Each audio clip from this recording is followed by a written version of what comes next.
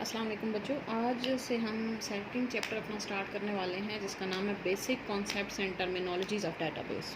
ठीक है, तो इसमें कॉन्सेप्ट्स कुछ बेसिक हमने पहले भी पढ़े हैं, जैसे कि आपने पढ़ा है फील्ड होती है, रिकॉर्ड होता है, फ़ाइल होती है। ठीक है, वो भी एक तरह से बेसिक कॉन्सेप्ट्स ही थे। तो अभी उन्हीं को जो है वो हम मज़ीद थोड़ा सा पढ़ेंगे कि उनमें थोड़ी सी मज़ीद डिटेल हम देखेंगे कि फ़ील्ड की टाइप्स पढ़ेंगे। ठीक है, फ़ाइल जो है वो किस तरह से हम कर सकते हैं, टेबल की क्या क्या चीज़ें होती हैं। ठीक है, इसके अलावा टेबल की प्रॉपर्टीज़ हैं, टेबल में कीज़ कौन कौन सी होती हैं। ठीक है, तो वो हम बारी बारी सारी चीज़ें देखेंगे। ठीक है, अच्छा, सबसे पहले है हमारे पास constructions of records and files. ठीक है, कि आपने कंस्ट्रक्शन पहला जो इसके अंदर टॉपिक है कि कंस्ट्रक्शन कैसे होती है। ठीक है, collection of related record treated ऐसे, ये वाली सारी दोनों चीज़ें जो हैं वो हम पहले भी पढ़ चुके हैं, इस वजह से मैं इसको लिख नहीं रही हूँ। ठीक है, इसे एक दफ़ा हम डेफिनेशन देख लेते हैं कि collection of related records treated at a single unit is called file. ये हम पहले भी पढ़ चुके हैं फ़ाइल की डेफिनेशन कि जब मल्टीपल रिकॉर्ड्स बनते हैं तो आपके पास एक फ़ाइल बन जाती है। ऐसे हमने सारी चीज़ें देखी थी कि फील्ड क्या होती है, कम्बिनेशन ऑफ कैरेक्टर्स, उसके बाद रिकॉर्ड होता है कम्बिनेशन ऑफ फील्ड्स, और जो फाइल होती है वो होती है कम्बिनेशन ऑफ रिकॉर्ड्स। ठीक है, a file must have meaningful name. ठीक है, हर फाइल का हमने पढ़ा था कि एक नाम होता है। ठीक है, उसके बाद all field names in each record must be unique and meaningful. ठीक है, यानी कि जो फील्ड नेम्स होते हैं, ये अभी एक नई चीज़ है आपके लिए कि मेरे पास है फ़ाइल, फॉर एग्जांपल स्टूडेंट की फ़ाइल है। ठीक है, तो स्टूडेंट की फ़ाइल के अंदर हमारे पास क्या क्या चीज़ें होंगी, उसके अंदर फील्ड्स और रिकॉर्ड्स होंगे। ठीक हो गया, अब उन फील्ड्स और रिकॉर्ड में मेरे पास जो है वो डिफरेंट, जैसे फॉर एग्जांपल मेरे पास एक फ़ील्ड आ गई स्टूडेंट आईडी की है, स्टूडेंट नेम की है। ठीक है, उसके बाद आ गया स्टूडेंट क्लास आ गई। ठीक है, तो ये एक बात याद रखनी है कि ये जो फील्ड नेम आप बना रहे हैं, ये जो कॉलम के नाम आप बना रहे हैं, ये मीनिंगफुल होने चाहिए। ठीक है, यानी ये इनका कोई ना कोई मतलब होना चाहिए कि ये क्यों आप बना रहे हैं। ठीक है, कि क्लास स्टूडेंट की क्लास कौन सी है, स्टूडेंट का नेम क्या है, स्टूडेंट की आईडी।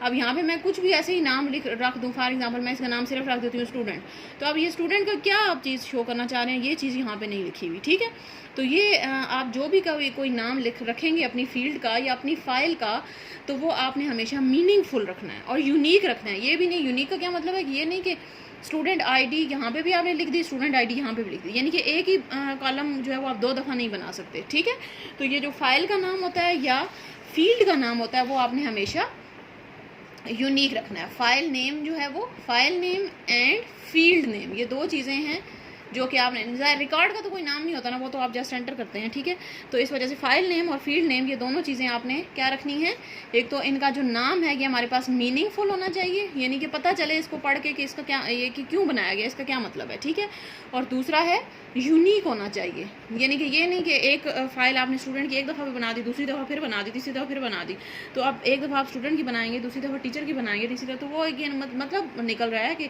एक में स्टूडेंट का डाटा है, एक में टीचर का डाटा है, एक में किसी और स्टाफ का डाटा है। ठीक है, तो यानी कि उसको देख के पता चलना चाहिए कि ये हमारे पास इसके अंदर किस किस्म का डाटा होगा। ठीक है, तो इस वजह से कहते हैं कि फील्ड नेम और फाइल नेम हमारे पास मीनिंगफुल और यूनिक का क्या मतलब है कि हमारे पास जो है वो बार बार एक ही चीज़ ना आ रही हो, उसको आपने अलग-अलग से डिफ़ाइन किया हो कि इसके अंदर क्या चीज़ आएगी। ठीक है, अच्छा जी, नेक्स्ट है हमारे पास differentiate between fix length field and variable length field. अब हमारे पास जो है वो फील्ड की आगे से दो टाइप्स होती हैं। ठीक है, फील्ड की जो है वो टाइप्स ऑफ फील्ड्स, फील्ड आपको पता है, आप सबको पता होना चाहिए, फील्ड हम कॉलम को कह रहे हैं। ठीक है, तो अब दो तरह के होते हैं, एक है फिक्स लेंथ और दूसरा है वेरिएबल लेंथ। ये भी बड़ा इंपॉर्टेंट शॉर्ट क्वेश्चन है, ये अक्सर पेपर में आता होता है, बड़ा आसान सा है लेकिन पेपर में अक्सर आता होता है कि differentiate between fix length field and variable length field with example. ठीक है, अच्छा, फिक्स लेंथ होती है कंटेन, अब इसके नाम से ही जाहिर है फिक्स लेंथ, यानी कि जिसकी लेंथ आपने फिक्स कर दी। ठीक है, a fixed length field contains predefined number of characters. The data entered in the fixed length field cannot exceed allocated length of field. यानी कि आप इसमें क्या करते हैं, pre defined number of characters, यानी कि आप पहले से डिफाइन कर देते हैं नंबर ऑफ कैरेक्टर्स के, इसमें कितने नंबर ऑफ कैरेक्टर्स होंगे। जैसे फॉर एग्जांपल मैंने कह दिया कि मेरे पास एक फील्ड है, उसकी लेंथ फॉर एग्जांपल 25 कैरेक्टर्स है, यानी कि मैंने फिक्स कर दिया। तो ये आप फॉर एग्जांपल जैसे मेरे पास फ़ोन नंबर की फील्ड है, तो मैंने कह दिया कि इसकी लेंथ मेरे पास 10 कैरेक्टर्स होगी, तो ये आप फिक्स हो गया। अब वो 10 से ना ज़्यादा होगी ना 10 से कम होगी, तो ये मेरे पास कि इसको हम कहते हैं फिक्स लेंथ फील्ड, कि आपने फिक्स कर दिया कि मेरे पास जो भी इसके अंदर आप कैरेक्टर एंटर करेंगे वो हमारे पास फॉर एग्जांपल वो 10 ही होंगे, या अगर 10 से आप कम भी एंटर करते हैं तो वो करेक्ट हो जाएगा, लेकिन 10 से ज़्यादा एक्सेप्टेबल नहीं होगा। फॉर एग्जांपल मैंने 5 एंटर किए हैं तो वो 5 को लेगा, यानी कि 5 के अंदर जो भी मैंने एंटर किया, फॉर एग्जांपल 10 थे, ठीक है, तो उसमें से 5 में मैंने एंटर कर दिया 0 5 1 2 3 4, ठीक है, ये मैंने 5 फील्ड में मैंने डाटा एंटर कर दिया, 5, ये 5 हो गई, ठीक है, और ये मेरे पास बाकी, अब ये जो बाकी 5 हैं ये मेरे पास इसी तरह से खाली रह जाएंगे, क्योंकि मैंने ये यानी कि फिक्स ये फ़ोन नंबर के लिए होंगी, लेकिन जो है वो इसमें अब आप कुछ और चीज़ एंटर नहीं कर सकते, ये अब खाली रहेंगी, क्योंकि वो मैंने फिक्स कर दिया था कि ये फ़ोन नंबर के लिए हैं, ठीक है। तो फिक्स लेंथ फील्ड में क्या होता है, ये जैसे आपकी बुक पे एग्जांपल दी हुई है कि email is specified as fix length field of 25 character, it will आज occupy 25 characters on the disk. If the user enters 20 character, the remaining 5 spaces will be filled with blanks. ठीक है, कि अगर 25 characters मैंने specify किए किसी के लिए, अब उसमें से यूज़र ने 20 के कैरेक्टर एंटर किए, तो वो जो बाकी रह गए 5 कैरेक्टर वो हमारे पास जो है वो खाली छोड़ दिए जाएंगे, यानी कि उस पर आप कुछ और एंटर नहीं कर सकते। तो इसको हम कहते हैं कि हमारे पास है fix length field. Fix length का क्या मतलब होगा कि आपका जो है जो भी डाटा आप एंटर करेंगे वो हमारे पास जो है वो उसी तादाद में, उसी नंबर ऑफ फील्ड्स में आएगा जितनी आपने फिक्स कर दी हैं। अब उससे ज़्यादा आप एंटर नहीं कर सकते, और अगर उससे कम करेंगे तो वो जो बाकी रह जाएंगी वो हमारे पास जो है वो ब्लैंक आप छोड़ देंगे, खाली छोड़ देंगे, ठीक है। दूसरी टाइप है हमारे पास वेरिएबल लेंथ फील्ड।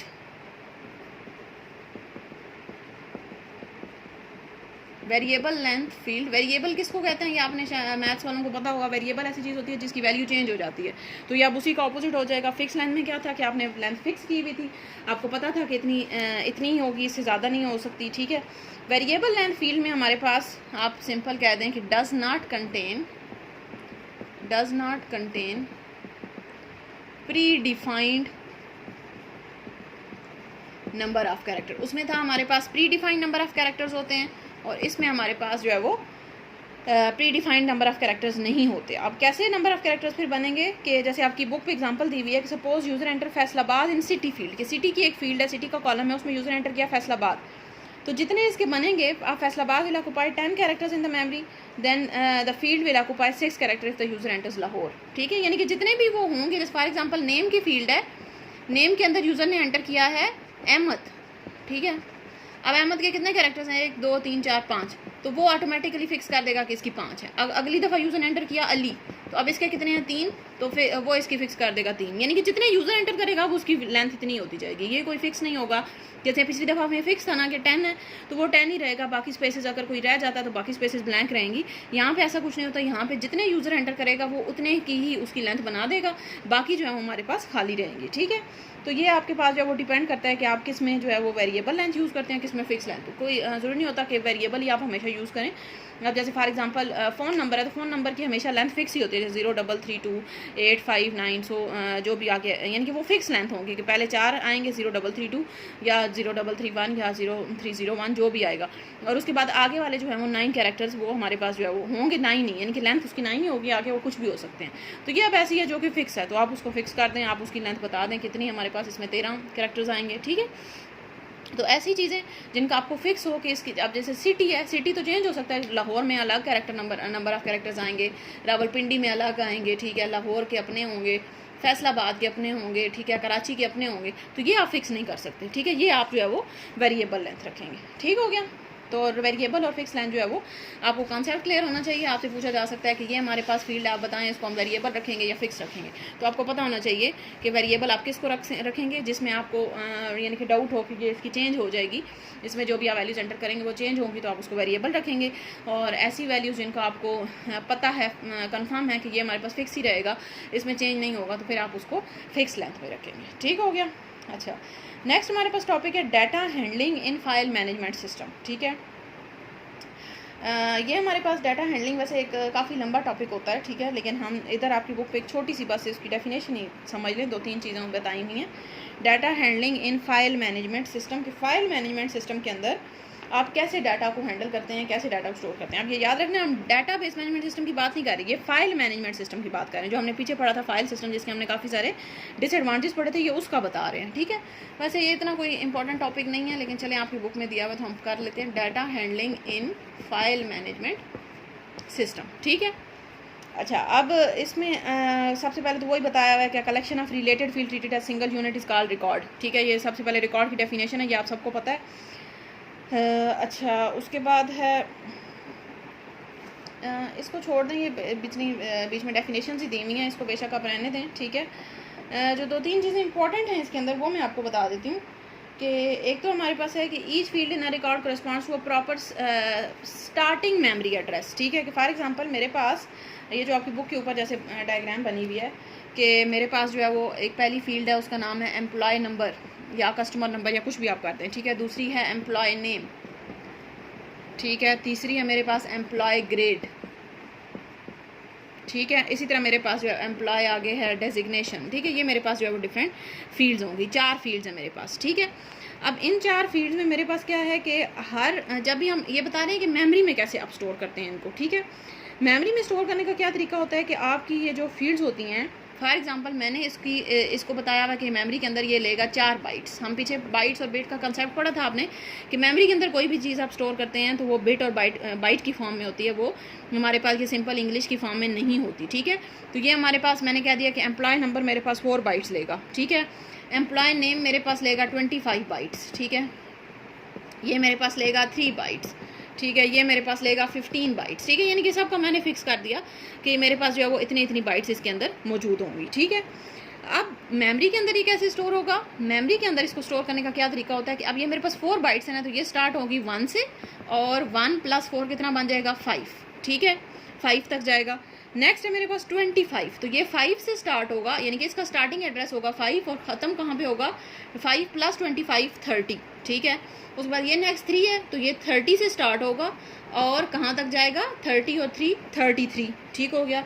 अब ये आगे 15 है, तो 33 + 15 हमारे पास कितना हो जाएगा 48। ठीक है, तो ये मेरे पास जो है वो इसकी मेमोरी का स्ट्रक्चर होगा। ठीक है, यानी कि फाइल मैनेजमेंट सिस्टम में मेमोरी के अंदर डाटा को कैसे आप स्टोर करते हैं, डाटा को कैसे हैंडल करते हैं, ये चीज़ यहाँ पे सिर्फ बताई हुई है। तो आपको क्या पता होना चाहिए इसमें से कि जब भी आप किसी चीज़ को स्टोर करते हैं मेमोरी के अंदर, तो आपको उसकी नंबर ऑफ बाइट्स पता हो तो आप उसका स्टार्टिंग और एंडिंग एड्रेस निकाल सकते हैं। ठीक है, फॉर एग्जांपल मुझे पता था कि इसकी 4 बाइट्स हैं और ये पहला है, तो ज़ाहिर 1 से स्टार्ट होगा, 1 + 4 आपने किया 5 बन गया। ठीक है, फिर आगे इसकी 25 है, तो अब ये इसका स्टार्टिंग एड्रेस क्या होगा 5 और 5 + 25 + 5 करेंगे तो 30 बन जाएगा। फिर अब ये हमारे पास 30 से स्टार्ट होगा और ये 3 ऐड करेंगे तो 33। अगला हमारे पास 33 से स्टार्ट होगा और उसमें आपने 15 ऐड किया तो कितना बन गया 48 बन गया। ठीक है, तो ये हमारे पास जो है वो फाइल मैनेजमेंट सिस्टम में डाटा हैंडलिंग होती है और यही आपकी बुक के ऊपर लिखा हुआ है। ठीक है, कि each field has also a proper length, कि हर फील्ड के हमारे पास ये हमारे पास फील्ड की लेंथ है,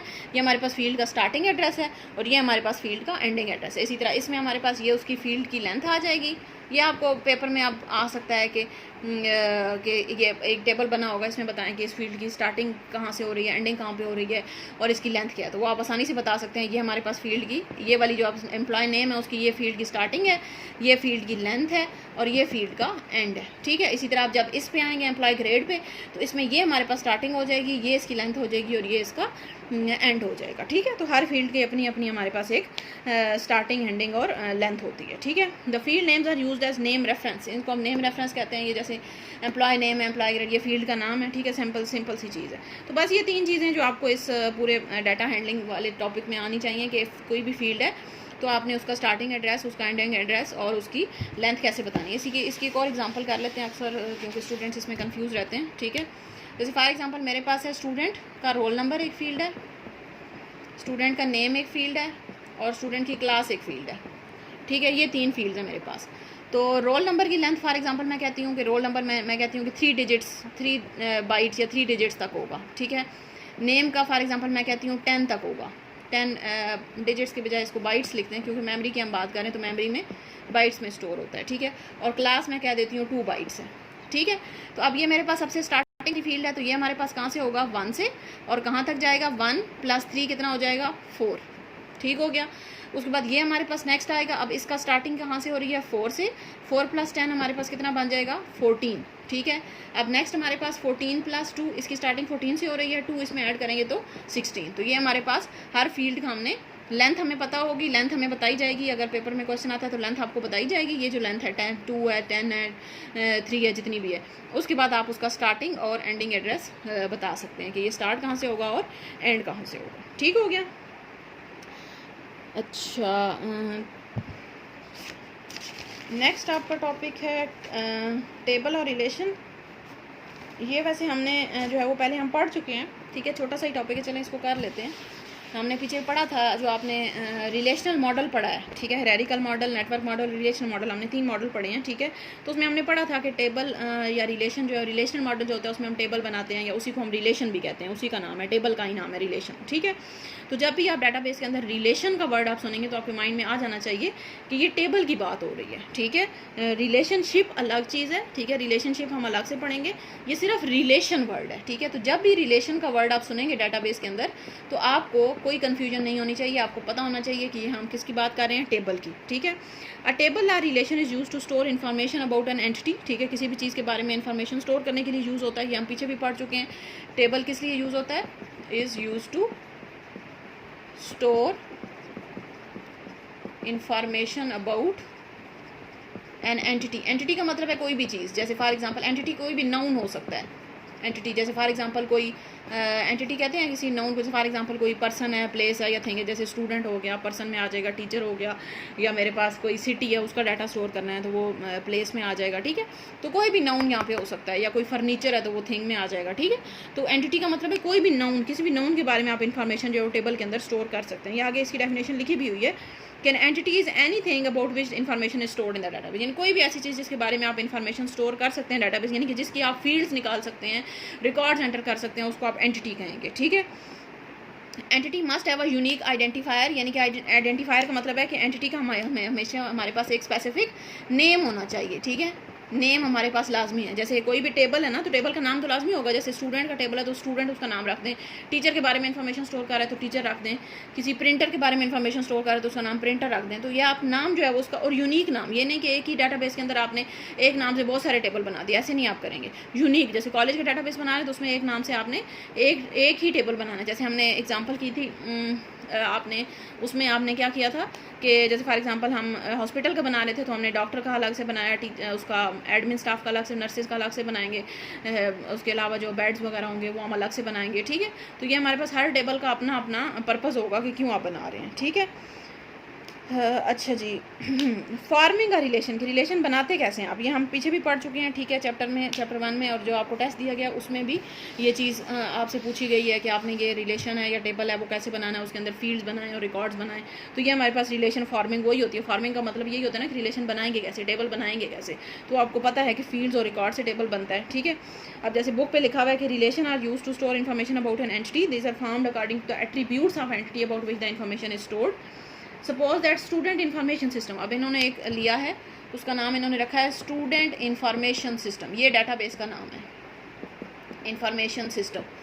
अब ये स्टूडेंट इन्फॉर्मेशन सिस्टम है, ठीक है, ये इन्होंने डाटाबेस का नाम रखा है। अब ये पूछ रहे हैं कि इसके अंदर हमारे पास एंटिटीज़ कौन कौन सी होंगी, यानी कि टेबल्स कौन कौन से होंगे, क्या क्या रिलेशन होंगे। तो ये एंटिटी का वर्ड यूज़ हो रहा है, या रिलेशन का वर्ड यूज़ हो रहा है, या टेबल का वर्ड यूज़ हो रहा है, तो एक ही बात है, ठीक है। अब स्टूडेंट इन्फॉर्मेशन सिस्टम है तो ज़ाहिर है स्टूडेंट तो लाजमी होगा, स्टूडेंट का टेबल, स्टूडेंट की इन्फॉर्मेशन बता रहे हैं ना आप। उसके अलावा टीचर होगा जो कि स्टूडेंट को इन्फॉर्म कर रहा है, और कौन इन्फॉर्म करेगा, ठीक है। कोर्सेज हो जाएंगे उसके, यानी कि सब्जेक्ट्स कौन कौन से हैं, सब्जेक्ट्स कह लें या कोर्सेज कह लें, ठीक है। उसके बाद इन्होंने स्कॉलरशिप लिखा हुआ है, ये आप नाम भी लिखें बेशक। टाइम टेबल है जो कि स्टूडेंट को इन्फॉर्म करना ज़रूरी है। इसके अलावा एग्ज़ाम्स का आप कर लें, ठीक है, यानी कि कोई भी चीज़ें जो स्टूडेंट से रिलेटेड हैं वो स्टूडेंट इन्फॉर्मेशन सिस्टम है। अब ये हर कोई हमारे पास अलग अलग टेबल बनेगा, स्टूडेंट का अलग टेबल बनेगा, टीचर का अलग टेबल बनेगा, कोर्स। अब स्टूडेंट के टेबल में क्या क्या चीज़ें आएंगी, स्टूडेंट की फील्ड्स आएंगी। तो स्टूडेंट की फील्ड्स कौन कौन सी होगी, स्टूडेंट की आईडी हो जाएगी, उसका नेम हो जाएगा, उसका क्लास हो जाएगी। इसी तरह टीचर में टीचर की आईडी, टीचर की सैलरी, क्वालिफिकेशन आ जाएगी, वो कौन से सब्जेक्ट पढ़ा रही है वो आ जाएगी। कोर्सेज में आपकी कॉलेज में कौन कौन से कोर्सेज आएंगे, प्री मेडिकल के अलग कोर्सेज आ जाएंगे, प्री इंजीनियरिंग के अलग आ जाएंगे। टाइम टेबल में आपका आ जाएगा कि कौन से टाइम पे कौन सी क्लास लेनी है, टाइम आ जाएगा, डेट आ जाएगी। उसके बाद उस टाइम डेट पे हमारी क्लास कौन सी हो रही है वो आ जाएगा। और एग्ज़ाम्स का आगे एग्ज़ाम्स का स्केड्यूल आ जाएगा कि जैसे फॉर एग्जांपल दिसंबर टेस्ट होते होते हैं, आपके मंथली टेस्ट होते हैं, आपके प्री बोर्ड होते हैं, तो वो उनकी अलग से हमारे पास जो है वो टेबल बन जाएगा। ठीक है, तो ये स्टूडेंट इन्फॉर्मेशन सिस्टम हमारे पास डाटाबेस है, और ये हमारे पास 5 जो है वो उस डाटाबेस के अंदर हमारे पास एंटिटीज़ हैं या टेबल्स हैं। ठीक है, हर एंटिटी के अपने हमारे पास आगे से फील्ड्स और रिकॉर्ड्स होंगे। ठीक है, तो ये हम पहले भी हमने पढ़ा था कि एक हमारे पास, ये मैंने आपको पहले भी एक दफ़ा ये पूरी बना के दिखाई थी कि एक हमारे पास डाटाबेस होता है, उस डाटाबेस के अंदर हम क्या बनाते हैं, टेबल्स, कि कौन कौन से टेबल्स होंगे, और हर टेबल, जैसे टेबल 1 आ जाएगा, टेबल 2 आ जाएगा, टेबल 3 आ जाएगा, हर टेबल के अंदर हमारे पास डिफरेंट फील्ड्स और रिकॉर्ड्स होते हैं। इसके अंदर भी अपने फील्ड्स और रिकॉर्ड्स, इसके अंदर भी अपने फील्ड्स और रिकॉर्ड्स। ठीक है, तो ये हमारे पास जो है वो हर जो भी सिस्टम आपको दिया जाएगा उसमें आपने क्या करना है, सबसे पहले उसके टेबल्स बनाने हैं। टेबल बन गए, अब हर टेबल की आपने फील्ड्स निकालनी है, और ये बात याद रखनी है कि टेबल के नाम यूनिक होंगे, मीनिंगफुल होंगे, ये नहीं कि आपने कुछ भी ऐसे ही बना दिया, मीनिंगफुल बनाने हैं। ठीक है, अच्छा, उसके बाद all attributes in a given column, ये जैसे इन्होंने बनाया है स्टूडेंट नंबर, स्टूडेंट का इन्होंने टेबल बना दिया अलग से, ये जितने भी टेबल थे 5 उसमें से इन्होंने एक स्टूडेंट का बनाया, उसके नाम, उसकी फील्ड्स इन्होंने बना दी, स्टूडेंट नंबर है, स्टूडेंट नेम है, स्टूडेंट जेंडर है, डेट ऑफ बर्थ है, ठीक है, एड्रेस है, ये इन्होंने फील्ड्स बना दी। अब ये सारे हमारे पास कॉलम्स, अच्छा ये भी याद रखना है कि जो कॉलम होता है, एक तो मैंने आपको बताया था कि कॉलम का नाम हमारे पास, कॉलम को हम फील्ड भी कहते हैं, बताया था ना मैंने। ठीक है, हमने काफ़ी डिटेल में पढ़ा था, कॉलम को हम फील्ड भी कहते हैं। इसका एक और नाम होता है एट्रीब्यूट, ये भी इसका ही नाम है। ठीक है, तो ये तीनों जो है वो डाटाबेस की लैंग्वेज में आप जो है वो तीनों नाम यूज़ कर सकते हैं, कॉलम भी, फील्ड भी और एट्रीब्यूट भी। इसी तरह रो के लिए हमने बताया था रिकॉर्ड। ठीक है, तो रिकॉर्ड को हम, इसी का एक और नाम है टप्पल, TUPLE, टप्पल। ठीक है, तो आप ये तीनों नाम जो है वो इसी तरह सेम, जैसे कॉलम का फील्ड था या एट्रीब्यूट है, इसी तरह रो के लिए हमारे पास रिकॉर्ड या टप्पल यूज़ हो सकता है। ठीक हो गया, और चलें फिर अब प्रॉपर्टीज़ ऑफ रिलेशन है, ये हम इंशाल्लाह कल के टॉपिक में करेंगे। Thank you.